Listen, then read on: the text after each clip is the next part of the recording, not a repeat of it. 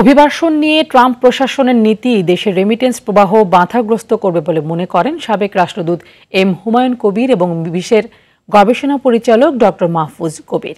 তারা বলেন, এই নীতি মার্কিন যুক্তরাষ্ট্রে বসবাসরত অনেক বাংলাদেশিকে বিড়ম্বনার মধ্যে ফেলবে এবং যুক্তরাষ্ট্র যেতে ইচ্ছুকদের জন্য জটিলতা তৈরি করবে। খান আলামিনের রিপোর্টে থাকছে বিস্তারিত।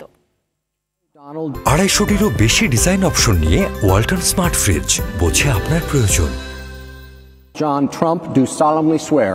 যুক্তরাষ্ট্রের 47তম প্রেসিডেন্ট হিসেবে ডোনাল্ড ট্রাম্প শপথ গ্রহণের পর নিউ ইয়র্ক থেকে 4 বাংলাদেশিকে গ্রেপ্তার করেছে immigration and customs enforcement ICE. নথিপত্রহীন অভিবাসীদের ধরপাকড়ে যুক্তরাষ্ট্রের বিভিন্ন রাজ্যে অভিযান শুরু হয়েছে। এরই অংশ হিসেবে ধরা পড়েছেন 4 বাংলাদেশি। যুক্তরাষ্ট্রে লক্ষাধিক বাংলাদেশি অবৈধ অভিবাসী রয়েছে। সবাই এখন আতঙ্কে, কারণ ট্রাম্প প্রশাসন সকল অবৈধ অভিবাসীকে বের করে দেওয়ার নির্দেশ দিয়েছে। এতে দেশের রেমিটেন্স প্রবাহ বাধাগ্রস্ত হবে বলে মনে করেন বিশেষজ্ঞরা, কারণ রেমিটেন্স পাঠানোর দিক থেকে যুক্তরাষ্ট্র অধিকাংশ সময়ই শীর্ষে থাকে। যেসব জায়গায় তারা কাজ করে, তারা এখন তাদেরকে কাজ দিতে চাইবেন। এখন আপনার জীবন জীবিকা না থাকলে আপনি কী করবেন? আপনি বেরিয়ে যাবেন, তখন বাংলাদেশে চলে আসতে হবে।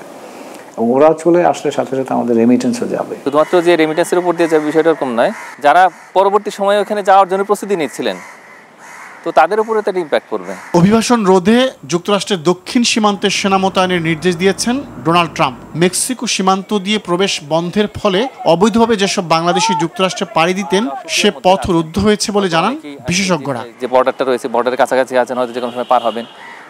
এই রকম অনেক অসংখ্য যারা অভিবাসন প্রত্যাশী, তারপরে যারা আসলে প্রক্রিয়ার মধ্যে রয়েছেন, এগুলো প্রত্যেকের জন্য এটা খরচ হিসেবে আসছে বলে আমার কাছে মনে হয়েছে। এর আগে বাইডেন প্রশাসনের সময় আপনি যদি ওখানে গিয়ে হাজির হতেন, তখন আপনাকে একটা সুযোগ দেওয়া হতো। একটা অ্যাপ আছে, ওদের ছিল, ওই অ্যাপটা দিয়ে আপনি অ্যাপ্লাই করতে পারবেন যে আমাকে ঢুকবার অনুমতি দেওয়া হোক। এখন সেই অ্যাপটাও তুলে দিয়েছে। তার অর্থ হচ্ছে সীমান্তে আপনি মার্কিন যুক্তরাষ্ট্রে বেআইনিভাবে প্রবেশ করার কোনো সুযোগ থাকছে না। জন্মসূত্রে নাগরিকত্বের বিধান ট্রাম্প বাতিল করলেও দেশটির হাইকোর্ট সেই আদেশের বিরুদ্ধে রায় দিয়েছেন।